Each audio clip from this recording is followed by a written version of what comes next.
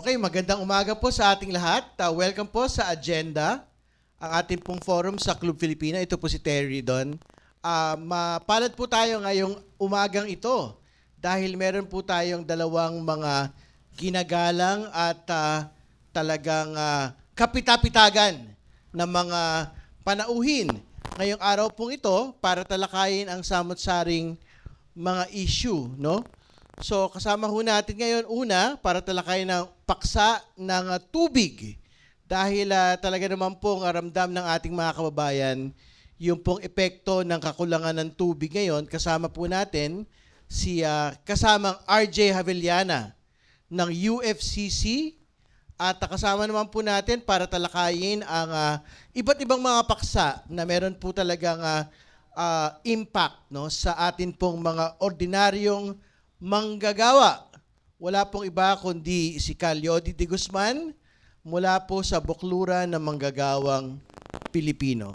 So sige, bati muna kayo, RJ. Salamat sa the agenda, no, at sa lahat ng mga dumalo ngayong araw na ito, at syempre Kong, salamat sa inyong imbitasyon. Okay, magandang umaga, Kong. Maraming salamat sa imbitasyon at sana'y maging maganda yung ating talakayan ngayon tungkol doon dahil marapakaraming mga mainit na issue mula sa Senado, sa Kongreso at sa hanay ng mga manggagawa. Okay, siguro unahin muna natin po yung paksa ng tubig, no? Ka-RJ, syempre, very important po yung tubig ngayon, pero I think meron ho kayong malaking issue na talaga pong gustong ilahad, no, sa atin pong mga kababayan na tingin ho natin ay talaga pong pagka ho nabigyan ng pansin ay talagang makakatugon dito po sa atin pong problema sa tubig sa kasalukuyan. Maganda yung huling binanggit mo, Kong, yung solusyon dun sa kakulangan ng tubig. Ito pong hawak natin ay, ito po yung ngayong 8:30 ng umaga. Pinadala po natin ito sa tanggapan ng Pangulong Bongbong Marcos sa Malacanang. Yan po yung received copy. Tungkol po ito sa Kaliwa Dam Project. Yung masyadong controversial na Kaliwa Dam Project. So, kalaki po nito ang lahat ng mga ebidensya patungkol dito sa 12 billion project na supposed to be na matatapos ngayong taon na ito o ngayong Disyembre. Timely sana dahil pagtuyot, medyo ang supply ng tubig ayon dun sa mga dalubhasa mula sa Pag-asa, sa National Water Resource Board, MWSS, ay talagang nagkaroon na ng adjustment, no, dun sa pagbibigay ng supply ng tubig sa ating mga water consumers. Ano po itong Kaliwa Dam Project? Bigyan ko lang Kong at Calyodi ng maikling background, no. Nung mailipat po sa pangalan ng Metropolitan Water Works and Sewerage System noong 1972 na dating NAWASA, naging dalawa po yan. Naging LUWA, Local Water Utility Administration, at naging MWSS sa kontrol ng Estado. Ngayon, ang MWSS, magfo-focus siya sa Kalakang, Maynila at mga karatig na probinsya na nakadikit sa Metro Manila. At nakita noon ng dating Pangulong Marcos o yung tatay ng presidente, nakakailanganin ng mga proyekto kung sakali na lumobo ang populasyon ng Metro Manila, dapat merong other source of water. Ito na yung sinasabing water security plan ng gobyerno noon. So matagal na at kaya nalikha yung tinatawag na Laiban Dam Project. Kasama po ng Laiban Dam Project noong 1978 ay yung Kanan Dam Project at yung Kaliwa Dam Project. Nung bumagsak ang Pangulong Ferdinand Marcos dahil sa EDSA, natigil ngayon yung ongoing project na Laiban Dam Project. At moving forward, na-privatize yung operation sa ilalim ng MWSS noong 1997. Ito na Kong yung concession agreement na pinasok ng ating gobyerno na hindi rin naman nagdaan sa Kongreso. Wala yung consent ng Kongreso. So nag-usap lang dyan ay yung mga mamumuhunan at itong gobyerno sa pamagitan ng DPWH at ng Office of the President noong panahon ni Fidel B. Ramos. Kaya ito nabigay kay Maynilad at naibigay kay Manila Water. 25 years po ang concession agreement na yan. Dahil po dyan, nag-file po tayo ng kaso sa MWSS, Maynilad at Manila Water, nasa hukuman po yan. Marami po itong mga proyekto. Ito yung sinasabi naming mga violations tulad ng 20% environmental charges. Doon nagsimula si dating Pangulong Duterte na minumura-mura niya itong mga oligarko. Pinahiya niya sa TV. Pero ang hindi natin alam, habang nakakulong tayo sa pandemic nung panahon na yan, itinulak yung bagong agreement. Kasi po, 1997, 25 years, pag binilang nyo yan, matatapos po yan ng taong 2022. Kailan nagbigay ng litanya ang presidente ng pagmumura? Yung bisperas ng pandemic. At during the pandemic time, binuksan ang renegosasyon sa pagbibigay ng panibagong 15 taon dun sa palpak na serbisyo na 25 years. Kasama na rin po dyan yung sangkaterbang bailasyon ng Maynilad Manila Water. Bago bumaba, si Pangulong Rodrigo Duterte, binigyan niya ngayon ng another 15 years. Ang tawag po dyan ay revised concession agreement. Ano po? Yan na po yan. At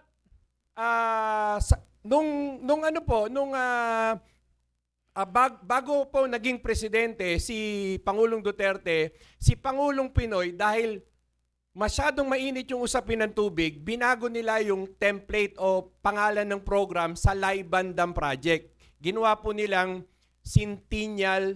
Water Centennial Project. Kasi nga ho, mabaho yung yung mga proyekto kinolekta nila in advance sa water consumers. So ang tinatanong natin doon, Congressman at Calyodi, nasaan yung kinolekta yung pera sa Laiban Dam Project? Kahit naka-stop yung program, pinapangarap pa lang yung project, bakit pinagbabayad mo ang publiko, ang water consumers? Tinanong natin yan. Para mapaganda, ginawang Water Centennial Project. At huwag niyo pong kalimutan, sino ang Executive Secretary that time at sino rin ang DPWH Secretary. Mahalaga ito kasi po dati silang mga presidente ng mga kumpanya ng oligarko. Yang dalawa na yan. At yun ang panahon na naaprubahan yung Water Centennial Plan. Okay. Nung naaprubahan yan, hindi nila inuna yung Laiban Dam. Ang inuna nila yung Kaliwa Dam Project, which is nag-commence noong 2018. Pero originally, project ito ni dating Pangulong Pinoy na pinalitan ng pangalan, inabutan ni Pangulong Duterte, pero nung negosasyon para doon sa kontrata, doon natapos yun. So, 2018 siya, nag-transition papunta kay Pangulong Duterte. Ito na po yung masaklap na nangyari. Kasi yung project na yan, ang napagbigyan ng kontrata ay sa China Energy. Ano po? Siyempre, yung China Energy naman, nung mga panahon na yon, nung nakuha na niya yung kontrata with the MWSS, may mga tanong na sumulpot. Kasi po nagprotesta na yung mga tribal communities at yung mga maapektuhang lugar. Kaya nabalam o hindi yung nabigyan o hindi na kumpleto yung tinatawag na pagbibigay ng clearance o permit. Pero ang malaking question mark, bakit yung Bids and Awards Committee na chairman, bakit niya binigyan ng notice to proceed, notice of award, doon sa nanalong kumpanya nang hindi siya compliant tulad ng SAPA at NCIP clearance. Which is yun yung pinoprotesta na hindi nyo pwedeng ituloy yung project kasi may mga nagpoprotesta nga sa usapin na yan. Pero itinuloy. Itinuloy po. Hindi yung natin alam yung mahiwagang dahilan kung bakit. Ang proyekto lang naman 12 billion. Ano po? Pero alam nila na kahit na ibigay yung kontrata, At kahit hindi yan nagagawa, ibig sabihin hindi tuloy-tuloy na nagagawa, pwede yung kontratista na mag-file ng tinatawag na itong usapin na kahit nakatenga yung mga gamit nyo, pwede nyo naman i-penalize si MWSS. Hindi naman po si MWS magbabayad niyan eh. Ang magbabayad niyan, si taxpayer at si water consumer. Ito po yung usapin ng 309 million pesos. Yung 309 million pesos, ang tawag po dyan ay standby cost. Ano po? So, ibig sabihin, kahit hindi gumagana yung mga kagamitan ng mga kontraktor, may karapatan yung kontraktor na singilin yung MWSS kahit nakatenga dyan yung mga gamit nila, penalize naman ng Republika ng Pilipinas through MWSS. At sino po ang magpapasa niyan? Tayo pong taxpayers at tayo pong water consumers. Yan po yung nasa likod ng 309 million. Pangalawa, yung 309 million, nung nagkaroon po ng pagpapalit ng administrasyon kay Pangulong Bongbong Marcos, naglabas po sila ng Memorandum Circular number 3. Kung hindi ako nagkakamali, this was July 2022. Ano nakalagay sa Memorandum Circular? Ang lahat ng mga dating mga nakaupo sa ilalim ni Pangulong Duterte na, anong tawag dito, Kong, yung holdover capacity, hindi pwedeng mag-release ng pondo o maglabas ng pondo sa kahit na anong project nang hindi alam ng palasyo. Binviolate po ng MWSS yung Memorandum Circular number 3. Hindi ho nila napaalam sa Office of the President. At itinago yung 309 million. Yun po yung masaklap dyan. Ano po? So, siguro ang katwiran ng mga nakaupo, okay lang yan. Penalize naman yan eh. Pwede naman masabing legal yan. Pero actually, sa usapan, hindi natin alam kung ano yung usapan. Talo ang gobyerno, talo ang taxpayers, talo ang mga water consumers. So usapin pa lang ng 309 million. How about the 108 billion? 1.8 billion. Itong dalawang binabanggit ko po na 309 million at yung 1 billion 800 million, ano po? Ito po yung nagkaroon ng pagtingin ang COA ng Notice of Disallowance. Kung alam mo naman, pag may Notice of Disallowance, ibig sabihin, illegal yan. So sinabi na ng COA, hindi nyo pwedeng yan. Hindi nyo pwedeng tuluyan. Di ba? So, yan yung findings ng COA na nakakuha rin tayo ng kopya. Kaya ngayon, ang malaking tanong, alam ba ito ng presidente, yung nangyayaring ito? Kasi ang ating presidente, humarap siya sa publiko, wag ho kayo mag-alala. Ngayong tagtuyot, meron ho tayong ginagawang kaliwadam na hindi niya alam kung kailan naman talaga matatapos. Matatapos ba sa termino niya? Alam ba niya na may penalty si China Energy sa MWSS? Na tayo ang babalikat. So bakit binigyan ng notice to proceed ng walang compliant doon sa alituntunin ng bidding rules? So ibig sabihin, ang malaking tanong diyan, sino ang chairperson that time nung Bids and Awards Committee? Ngayon po, siya po ang administrador ng MWSS, ng dating chairman ng Bids and Award Committee, na ngayon po ay, pero yung taong ito ay parang holdover capacity rin siya eh. Kaya gusto lang natin sabihin, Kong and Calyodi, magsusona. Ang tubig, napunta sa private hands, hirap na hirap tayong mga publiko sa maraming problema, kuryente, etc.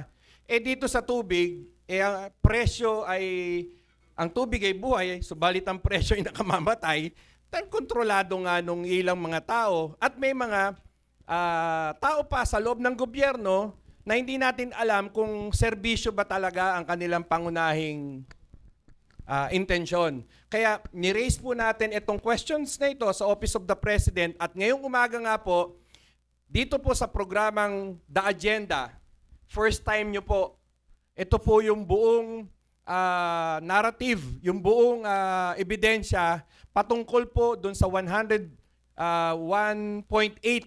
billion at yung 309 million. Meron pa parating to, ang alam namin 4 billion na po yan eh. Ino-audit pa ngayon ng COA. Kasi 1.8 billion plus 300, mga ano lang to sir eh, mga 2 billion eh. So may nawawala pang mga 1.7 billion, pero nagastos na yun. Nagastos na. At ang alam namin, meron pa rin isang parating na 1B. Ganun po yun. So, medyo nakaka-alarma po. Kaya, ang panawagan ng United Filipino Consumers and Commuters at ng Water for All Refund Movement na ako po yung parehong namuno, dapat linisin na po ni Pangulong Bongbong Marcos ang Metropolitan Water Works and Sewerage System at mabigyan niya ng hustisya ang water consumers, ang taxpayers at talo ang gobyerno sa pinasok na kasunduan ng mga nasa MWSS Board at MWSS Regulatory Office sa kasalukuyan. Salamat po. Okay, siguro bago tayo magpunta po kay Calyodi na magandang maglinaw po muna tayo. Kasi ang balita ko parang hinati ba into phases yung Kaliwa Dam project? So I think meron atang private sector component na siya. Itong pinag-uusapan natin ka-RJ ay tungkol dito doon sa China funded loan na Kaliwa Dam project. Tama, Opo. no? Opo. Ganito po yun.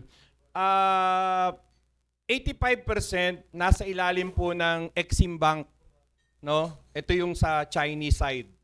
15% yung sa Pilipinas. Ito yung MWSS.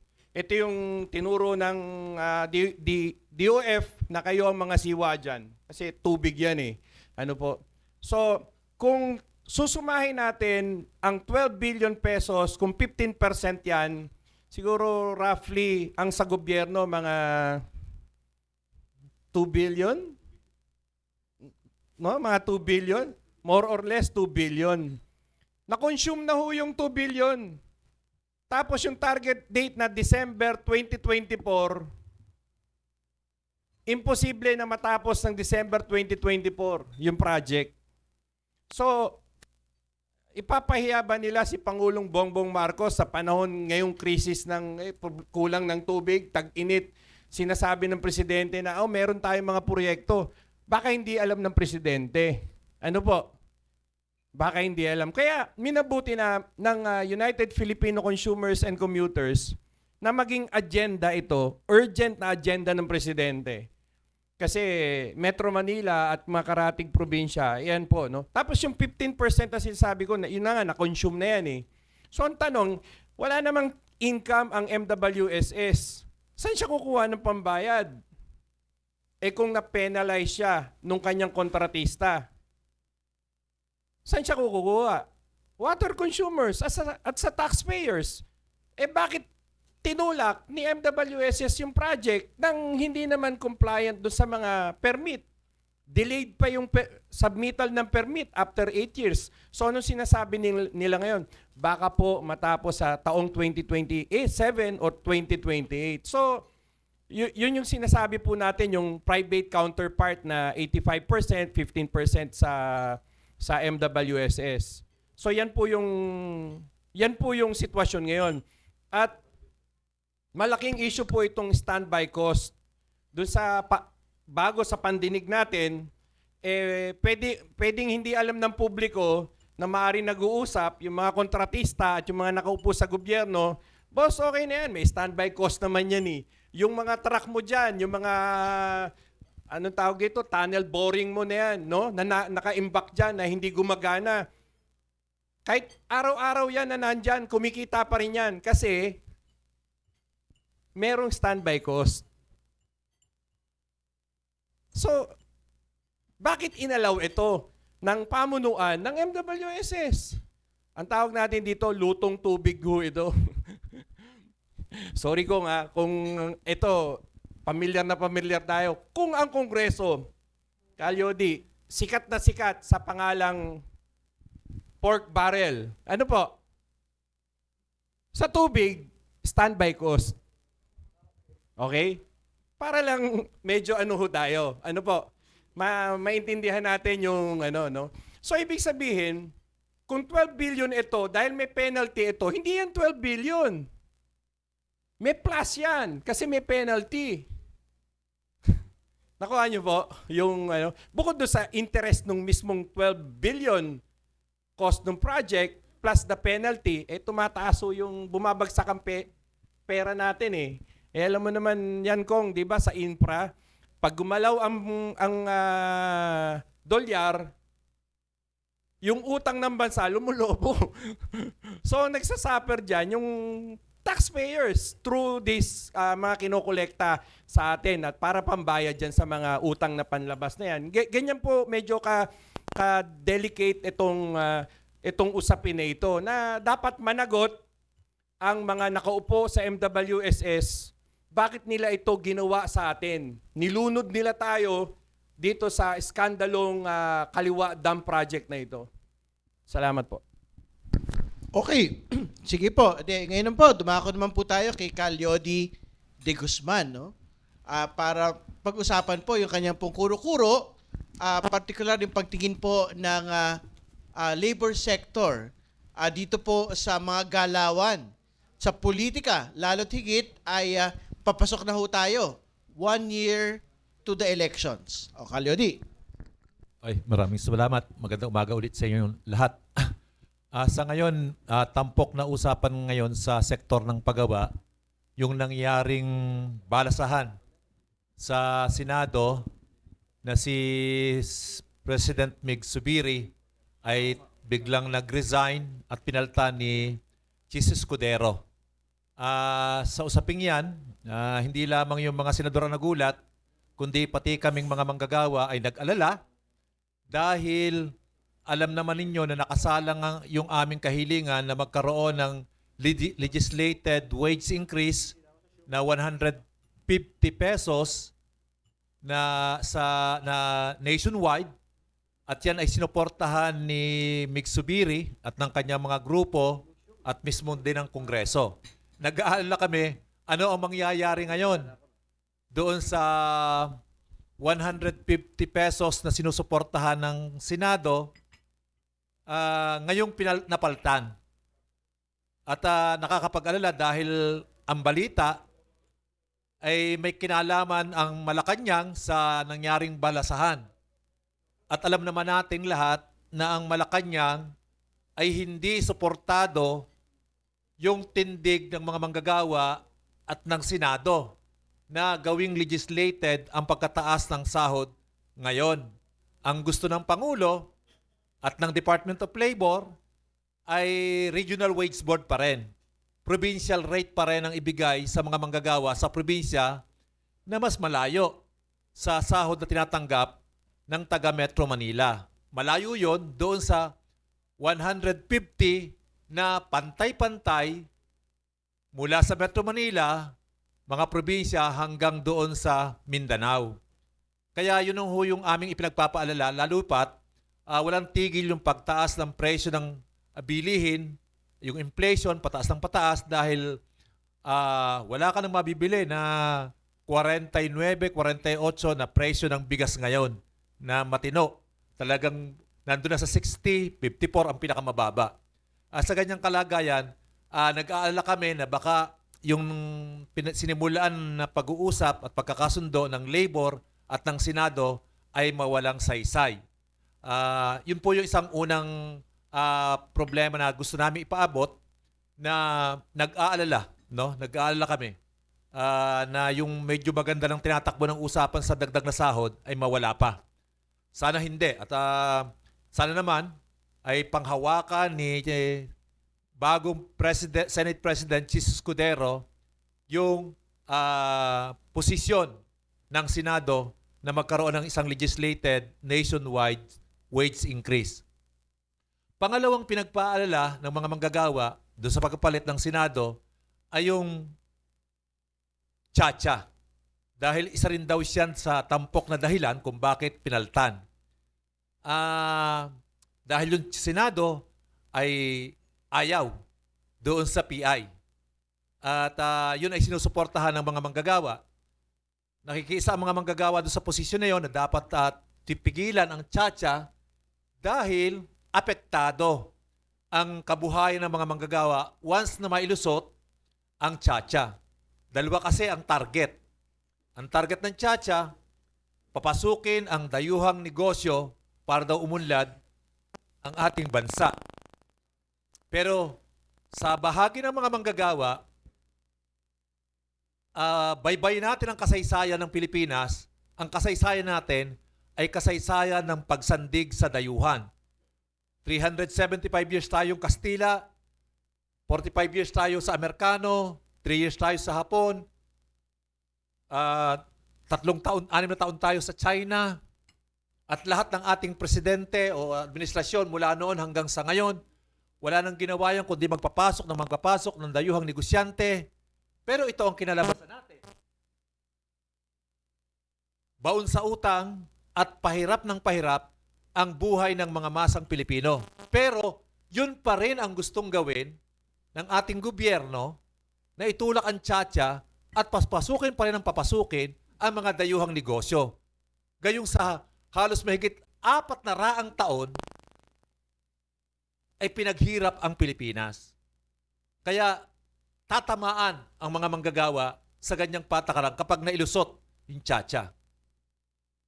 Sabi naman, nung pumasok ako ng isang araw, nung 22 sa Senado, yung nakausap ko yung mga napatanggal.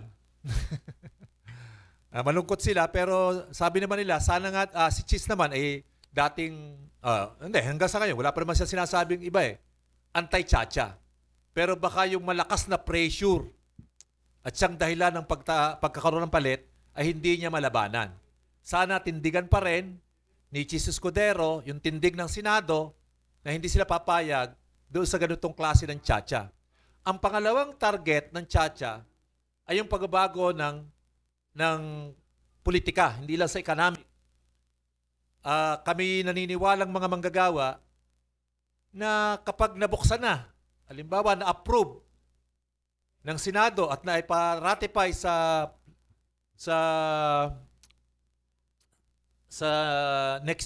Mayo next year, yung sa plebisito, yung tsa-tsa, may lusot yan.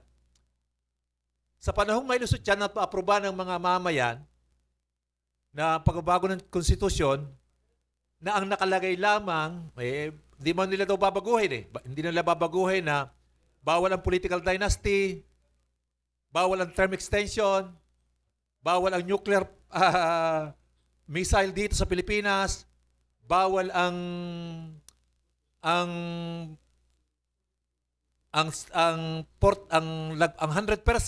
hindi daw nila babaguhin yan na pag-aari ng mga dayuhan. Kaya lang, lalagyan lang nila ng unless otherwise provided by law. Pag ay nakapasa na mayroong kadugtong na mga unless otherwise provided by law, pagkatapos ng ratification, gagawa lang sila ng batas na papayagan ang term extension. At hindi yun imposible sa klase ng mga politiko natin mayroon tayo ngayon. Na ang gusto ay sila-sila na lamang ang manatili sa pwesto ng kapangyarihan. Pag nangyari yun, puro dynasty na lamang, mga oligarch, ang magpapatakbo ng ating gobyerno na sa buong kasaysayan ng ating bansa, mula kay Aguinaldo, ay nanggaling sa hanay nila ang nanungkulan sa ating bansa, hindi naman nagkaroon ng pagbabago at pag-unlad ng ating bayan. Lahat ng naging administrasyon ay galing sa hanay ng mga oligarch, galing sa hanay ng mga dynasty, galing sa hanay ng mga trapo, at ngayon gusto nilang gawing constitutional ang term extension, ang kailang panatili sa pwesto. Kaya yung kahirapan na idudulot ng pagpasok ng mga dayuhang kapital, control sa ating ekonomiya, at yung control sa politika ng mga political dynasty at ng mga elite na partido at politiko ay perfect storm. Yung kombinasyong yon para sa ganap na paghihirap ng masang Pilipino. At dyan po nag-aalala ang mga manggagawa at yan ang pinag-uusapan kung kailangan palakasin ang kilusan ng mga manggagawa, ng mamayan para tutulan yung pagpapasa ng tiyatsa na makakaepekto sa pang-araw-araw na buhay at kinabukasan ng sambayanang Pilipino. Yun po yung gusto naming ipanawagan. Well, syempre, isa po doon sa talaga pong nakikita ng mga observers, no, dito po sa palitan sa Senado, Calyodi, parang ang itsura din, bukod dito sa binabanggit niyo na batayan, no, para siyang there are no permanent friends and allies, only permanent interests. No? Yan po yung sinasabi ng mga analysts. Siguro maganda makapagbigay rin ho kayo nung pagtingin po ng ordinaryong manggagawa dito sa ganito pong kalagayan. Kasi nakita rin ho natin, parang nakakagulo rin yung composition eh. Kasi nagpalitan ng liderato pero pareho din yung mga komite. Basically, ang tinabilang po yung 7 na talaga pong leadership team, no, nung nagdaan pong Senate leadership. So tingin niyo po ba ano ba ito? Parang ganun ba 'yon? Ganyan ba yung tipo ng mga leader na gusto nating namamayani sa atin pong bayan? Mukhang eksakto yun eh. Ano? Nung walang permanent na kaibigan, walang permanent na kalaban. Ay eksakto yun kay Bato. Pinuri pa ni Migsubiri. At nagpasalamat si Migsubiri kay Bato na hindi pumirma doon sa resolusyon. 12:00 ng tanghali. Pagdating ng 3:00, nakapirma pala sa resolution. Ang masakit kay Migsubiri, sinuportahan niya si Bato doon sa gusto ni Bato na magkaroon ng hearing tungkol sa issue ng PDEA. Nasangkot si Pangulong Bongbong Marcos. Sinuportahan niya pero pagkatapos niyang suportahan, iniwanan siya. Kaya walang permanent friend, no? At wala rin permanent enemy. Ang permanent lang ay yung interest. Interest. Kaya maraming pakinabang kapag ikaw ay nasa majority, nagtalunan doon sa majority. Pero, ako isang ayon doon sa sinabi ni Drilon, nagbabala siya kasi may 7 na natanggal, pero may 2 na opposition o nasa opposition, minorya. Ito si Pimentel at saka si Riza. Kaya pag dinagdag mo yung 2, magiging 9 sila. Pag 9, 4 na lang ang kulang. 4 lang ang kulang para maging majority ulit. 13 para uli magpalit ng liderato. Kaya makikita natin yung husay ni Chis Escudero kung paano niya babalansin ito. Pero anuman ang makapwesto, tingin ko anuman ang makapwesto, napaka-influential pa rin ng interes ng mga malaking korporasyon sa ating bansa. At ang tingin ko, yung klase ng mga politiko natin na kahit nasaan sila, nasa minority, nasa majority, lahat naman yan ay mga elite, mga political dynasty at mga trapo na nasa bulsa ng malalaking korporasyon. At ang kailang kung papansin natin, lahat halos ng batas na ginawa, na pumasa, ay kung ano yung ayaw natin. Lahat ng bagay na gusto natin, hindi pumapasa. At ang pumapasa ay kung ayaw natin, kung ayun na yung ayaw natin. Ayaw natin ng tiyatsa, ngayon ipinipilit. Ayaw natin ng privatization ng tubig, pinilit. Ayaw natin ng maharlika, Pinilit dahil yun ang gusto nila. Gusto natin ang sahod, tumaas. Hinarangan, ayaw nila. Ayaw natin ng jeepney modernization, itinulak. Yun ang gusto nila. Kaya, yun ang problema natin. Ang ating gobyerno ay gobyerno ng mga elite, gobyerno ng malaking negosyante, na ang gusto ay kung ano yung ayaw natin. At kung ano yung gusto natin, ayaw nila. At hanggat ganyan ang klase ng gobyerno, yung problema natin sa kabuhayan, sa karapatan, ay magpapatuloy. Kaya kung ay kaisa mo doon sa panindigan na dapat magkaroon ng pagbabago sa pananaw ng mga tao na itakwil, kamuhian, itong mga elite, itong mga dynasty, itong mga oligarch na mga leader ng bansa na nakapwesto sa tuktok ng Malacanang, dahil kung hindi, ay talagang magiging disyerto ng kahirapan ang bansang Pilipinas na napakayaman sa likas na yaman. Yun lang po. Okay, sa punto pong ito, binubukas na po natin ang hapag para sa pagtatanong ng atin pong mga kasama sa media.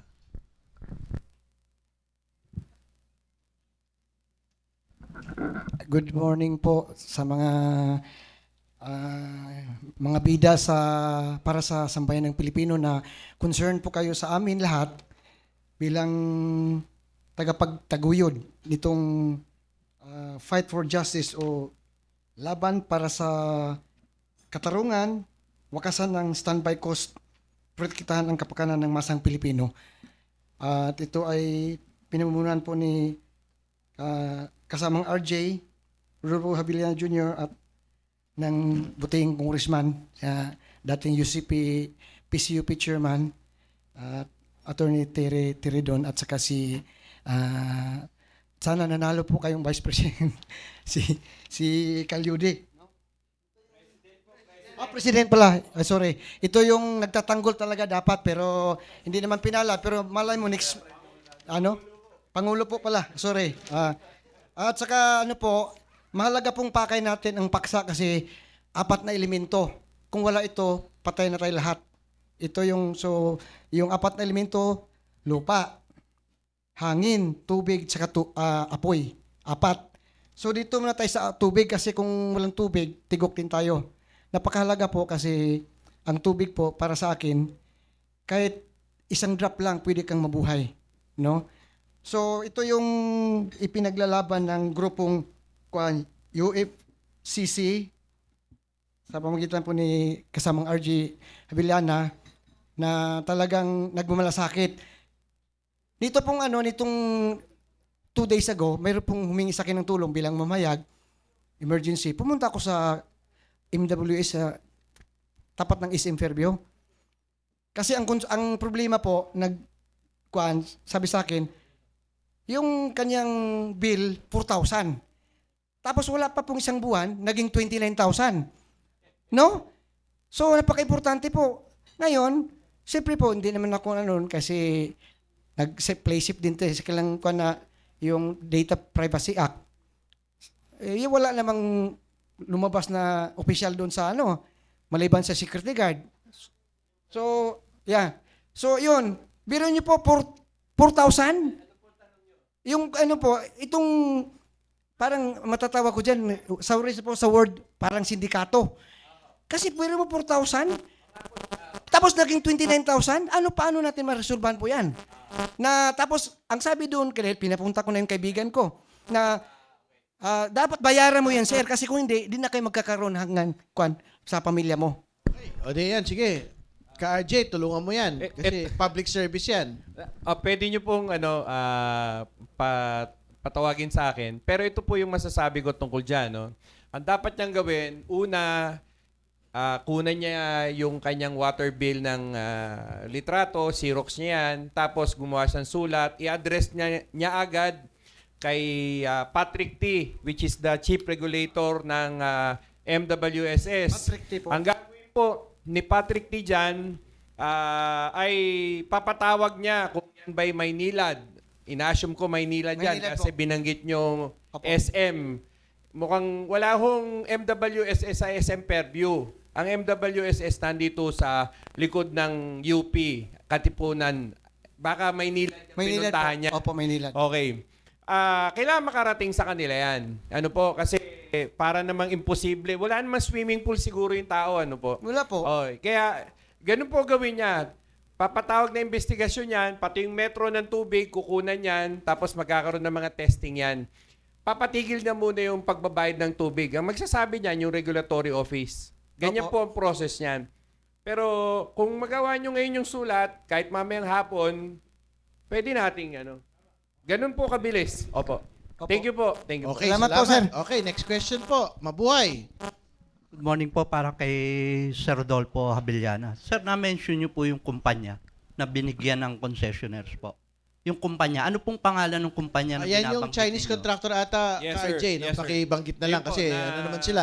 Yun Oo. po yung China Energy. Okay Siya po. po yung binigyan ng notice to proceed ng MWSS Bids and Awards Committee kahit hindi pa compliant ang MWSS doon sa mga permits na hindi niya nakumpleto, binigyan na agad ng notice to proceed. Yun ang problema ron. So, ibig sabihin, pinabungkal na nila, pinagawa na nila. Siyempre, kung ikaw yung kontratista, meron ka ng notice to proceed, hawak mo na yung kontrata, yung mga makina mo, pinadala mo na rito. Di ba? Kulang-kulang nga yung permit. Ano po? Siyempre, yung kontratista naman mako-question sa ilalim. Kaya nagkaroon ng tinatawag na penalty. Ayan. Na-penalize ang MWSS dahil nga, kaya pumasok na itong tinatawag na standby cost. Ayan. Yan po yun. Sir, isa pa, yung tungkol sa luwa po. Kasi may ilang local water. Luwa po. Hindi Luwa yung MW. Magkaiba po ang Magkaiba po, Local opo. Water Utility Administration at ang MWSS. Magkaiwalay po yan. Opo, opo. Yung bakit mayroong nagkakaroon ng privatization doon sa mga local water district? Ito na po. Palagay ko si Calio D. Ang position po ng aming samahan, unang-una, tutol kami doon sa pagpapahina ng papel ng gobyerno. Trabaho ng gobyerno, ibigyan niya ng serbisyo ng tubig, kuryente, transportasyon, etc. Kaya may gobyerno. Pero kung ipapasa ng gobyerno sa mga pribadong grupo yan, inaabandona na niya yung kanyang tungkulin. Para kay may gobyerno ka pa. Di ba? At yung mga kapitalista na tinatawag at mga oligarko, hindi naman nandyan yan para magserbisyo. Nandyan yan para sa tubo o profit. Ang masama niyan, yung mga nakaupo sa gobyerno na nagbigay ng pahintulot para magkaroon ng mga joint ventures, mga water rights at kung ano-ano pa, ginagawang negosyo. Yan ang isang bagay kung bakit masyadong mataas ang mga presyo ng kuryente, ng tubig, kahit itong sabihin mo ng telekomunikasyon at iba pa, dahil wala yan sa kontrol ng gobyerno. So, hostage ang ating gobyerno ng mga kumpanya ng oligarko. At yung mga regulatory body natin tulad ng ERC, tulad ng Regulatory Office sa MWSS, regulatory capture, ano expect natin? 'Di ba? Yun po yung direktang sagot ko doon sa inyong tinutumbok. Salamat po. Para po kay Calyodi. Sir, sa May 31, 2024, itong darating na po, may gagawing tahimik na kilos protesta ang mga deep organization, yung bingi po. Yung mga bingi. Regarding po, regarding po dun sa kanilang representative sa Komisyon sa Wikang Pilipino ay tinanggal nang walang dahilan. Ano po ang pwede ninyong maitulong sa mga organization na ito? Nagaganapin po sa malapit sa City Hall sa Maynila po, sa May 31 po. Pwede naming samahan sila, tulungan din sa pagpo-formulate ng mga kahilingan nila.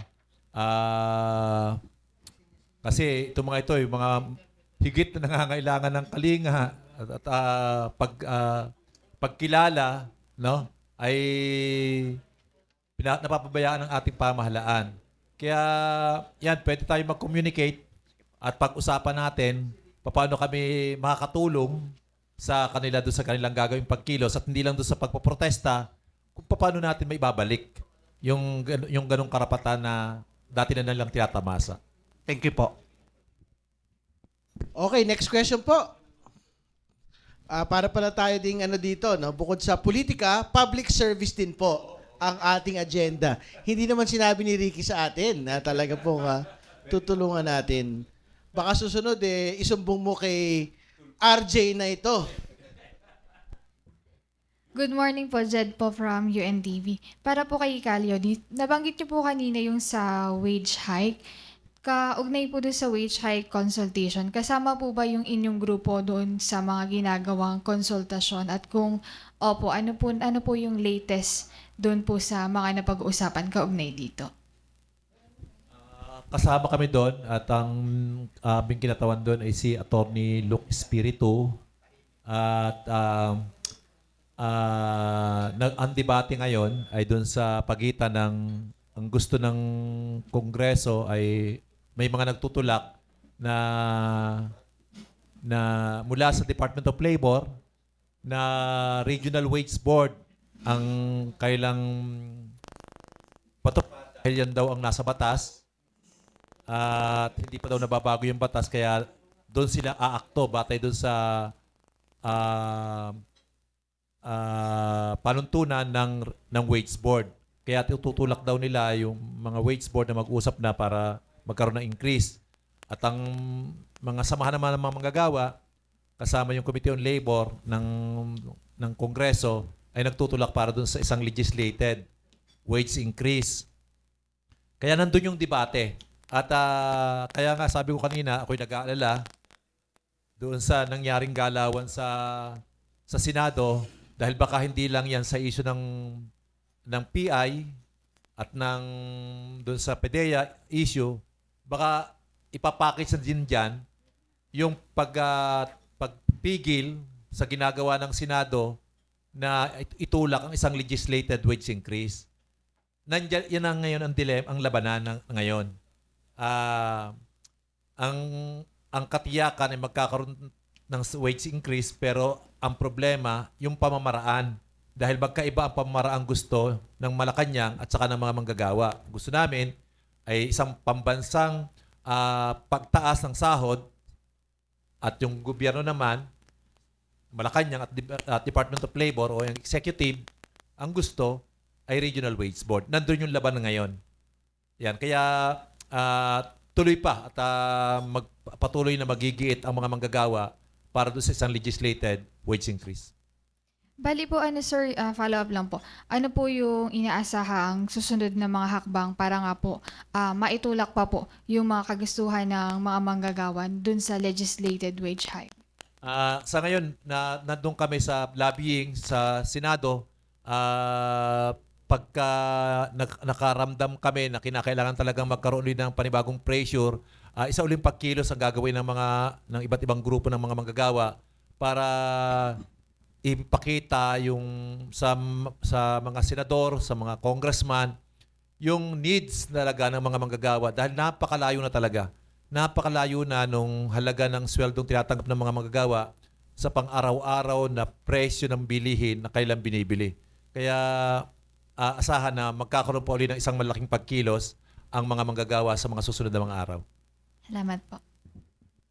Okay, last question po. Para mag-lunch na tayo. Ha? Ay, ilan pa? 2 questions. Hindi naman pwedeng lunch kayo agad. Okay po. Good morning po, Calyodi. Kailan po yung huling pagtaas ng sweldo ng mga manggagawa? Kailan po huling naganap yun? Nung pang nakaraang taon. Kaya ang gusto nila ay baka July pa ulit. Kasi alam nyo, may batas eh. May batas na isang beses lamang kada taon pwedeng magtaas ng sahod ang gobyerno. Chris na yun? Yan. Nag-620 na ngayon ang mga manggagawa sa NCR. Ibig sabihin, how much lang po? 5 piso? Hindi, 33 pesos. 33 pesos. So yung gusto nyo ngayon, yung at least 33,000 per month na kinukuha ng pinaka... Hindi ko alam kung 33 pesos yung 33,000 yung 150 a day. I-multiply natin sa 26 days yan dahil merong Sabado at Linggo, apat na Sunday na hindi naman pumapasok. Kaya babawasan natin ng 4 na araw, yung 30 araw, magiging 26 days. Kaya 150, yan ay para abutin yung 750. Ngayon 610 ngayon plus 150, 760, no? Yun yung parang basic na gustong maabot. Malayo pa yan doon sa hinihingi sinasabi ng NEDA na dapat 1,207. Pero parang compromise na dahil para lang magkaroon ng wage increase nationwide, pumayag na kami doon sa proposal na maging 150 yung dagdag na sahod. Sa halip na 750 na ipinalit sa Kongreso, ay magkasundo sa 150. Sir, Pero maganda na yun na maging 760 pesos yung wage increase, sahod ng mga magagawa sa Metro Manila plus 150 rin sa bawat probinsya. Hindi mag-iiba-iba. sir, sa tingin nyo yung hinihingi nyo is makakatulong para mabawasan yung mga mahihirap na Pilipino sa ngayon?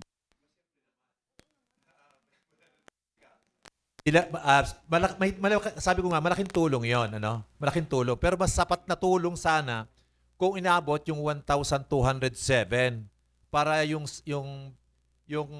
needs ng mga manggagawa at ng kanyang pamilya, yung basic needs ay matugunan.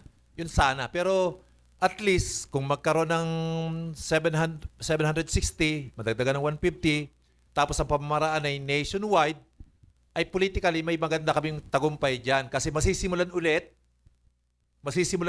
ang wage increases sa hinaharap na nationwide. Hindi na lang doon sa nakatali sa dating ginagawa na per region, mas malayong region, mas mababang dagdag ang sahod. Kaya yon, politically, economically, may panalo na rin kami doon. Sir, kay Sir P po, RJ pala, sorry. Sir, yung status po nung kaso, na-file nyo na po ba yung pag-question sa kaliwadam na sinasabi nyo kanina? The agenda po, ang kauna-una nating nilabas ngayong 8:30, pina-receive natin to sa tanggapan ng Presidente. So they need to evaluate this. So today, officially, meron pong seal yan, ng Office of the President. Hintayin natin sila sumagot. Kapag wala akong aksyon, punta tayo dun sa tanong mo na mga iba pang hakbang. Gusto ko lang dagdagan yung binabanggit ni Calyodi. Yung 750 na yan, sa inflasyon pa lang yan eh.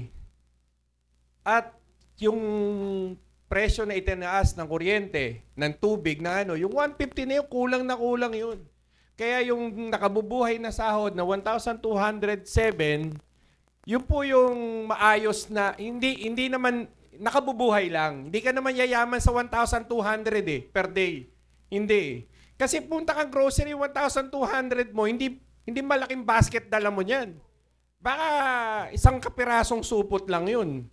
Ganun po yung value nun. So, kaya sa struggle nito, sa pakikibakan nito, sinasabayan ng mga manggagawa at ng mga commuters, consumers, sa bahagi nung pag-upak natin sa kuryente, sa issue, ganun yan no? Kailangan mahila mo siya pababa.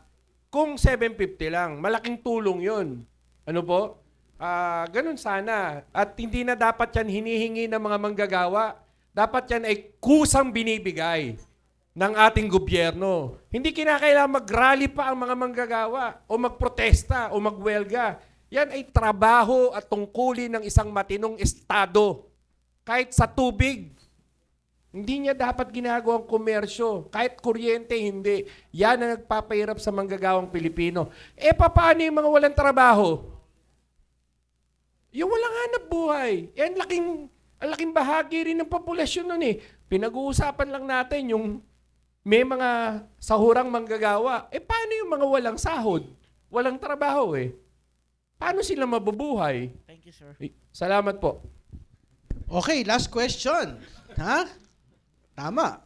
Good morning po. Nico Bagsik. Baka kailangan po magpalit na ng mic. Kasi tumada pa eh. Okay lang po. Yan. Nico Okay. Bagsik po from Teleradyo Serbisyo. Kay Calyodi po, isang question lang. Meron pong recent proposed yung installment method dito po sa 150 pesos na wage increase. Ano po yung masasabi niyo po dito po? Depende sa installment. Kung ngayong umaga, tapos mamayang hapon, pwede naman. Pero kung halimbawa next year yung susunod, ay hindi na.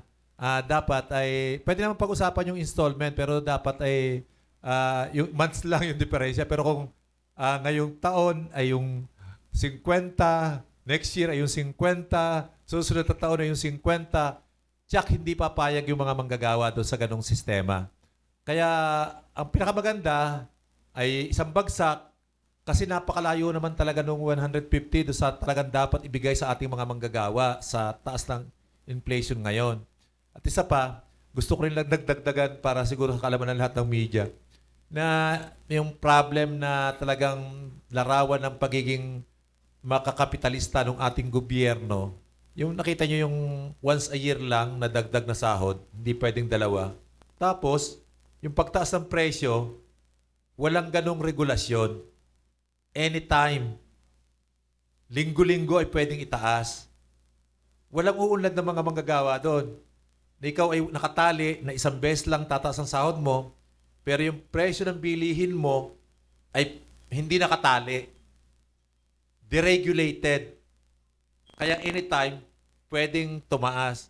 Paano uunlad yung mga manggagawa sa ganyang klase ng gobyerno na ang kaisipan ay proteksyonan at payamanin ng payamanin yung mga malalaking korporasyon. Sila ay para sa interest ng malaking korporasyon, hindi talaga ng bayan, hindi talaga ng mga manggagawa at ng masang Pilipino. Okay, siguro yung mga closing statements na lang po. Unahin po natin si Ka RJ Javillana ng UFCC. Nananawagan po kami kay Pangulong Bongbong Marcos na sana ay dinggin niya itong liham na ipinadala ngayong araw na ito para malinis po ang Metropolitan Water Works and Sewerage System. At tanggalin niya yung mga nakaupo dyan na sangkot dito sa usapin ng Kaliwadam at magpaupo po ng mga patriotikong individual na may puso pong water consumers. Ano po? Abangan natin and hopefully sana sa SONA masama sa speech ng Presidente yung action na ginawa niya rito sa MWSS tulad ng ginawa niya doon sa Cagayan de Oro Water District. Meron siyang pronouncement po doon na tinake over ng Local Water Utility Administration yung Cagayan de Oro Water District. Ano po? Dito sana ganun din para yung presyo ng tubig ay makalibrate, maayos po, ano po, at matignan pa yung mga ibang suliraning kaugnay sa hanay ng tubig. Maraming salamat po. Ako hindi na ako mananawagan kay BBM kasi alam ko namang hindi niya gagawin. Mas mananawagan ako sa mga manggagawa na ipagpatuloy yung paglaban para makamta natin, may pagtagumpay, yung ating hinihinging 150 pesos. Hindi pwede kasi ang tamang katwiran lang o yung pwersa ng katwiran. Kinakailangan natin ang dagdag na pwersa ng lakas. Kaya yun ang panawagan ko sa mga manggagawa. At pangalawa na panawagan ko, kasabay ng ating laban para sa sahod, tutulan natin ang tsa-tsa. Itong tsa-tsa ay hindi para sa atin. Ito ay para sa mga dayuhang korporasyon at para sa mga dinastiya at elitistang politiko na nakapwesto sa gobyerno. Kaya tutulan natin yan dahil kalbaryo ang idudulot niyan sa atin kapag yan ay nailusot.